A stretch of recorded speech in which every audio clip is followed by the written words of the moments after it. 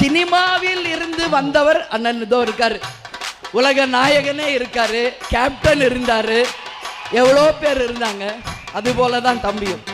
நான் என்ன சொல்றேன், ஃபர்ஸ்ட் லெக் நீங்க வைக்கும் போது எதிராளிகளை நீங்க குறைச்சி மதிப்பிடவே கூடாது. நிச்சயமா சொல்றேன். கேப்டன் எப்படி துணிந்து தனித்து களம் கண்டு தன்னுடைய வாக்கு வங்கியை நிரூபித்தாரோ, அது போல நீங்கள் உங்கள் வாக்கு வங்கியை நிரூபிங்கள். அதற்கு பிறகு 2 பேருக்கு தான் இங்க போட்டி என்ற டயலாக நீங்க பேசணும் தம்பி. இல்லைன்னா மக்கள் உங்களை ஏத்துக்க மாட்டாங்க. 75 வருஷ கட்சி, நீங்க இப்பதான் லாலிபாப் சாப்பிடுற ஃபர்ஸ்ட் ஸ்டெப் பாபி.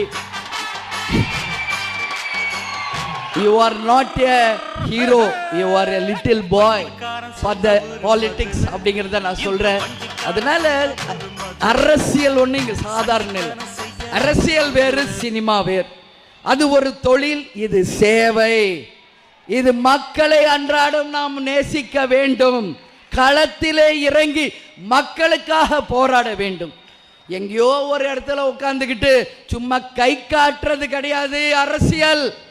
களத்தில் இறங்கி மக்களோட மக்களாக இருந்த தலைவர்கள் தான் அரசியலில் வென்றிருக்கிறார்கள். இன்னைக்கு அண்ணன் ஸ்டாலின் நான் பார்க்கிறேன், தொடர்ந்து போயிட்டு இருக்கார் ஒரு மீட்டிங்.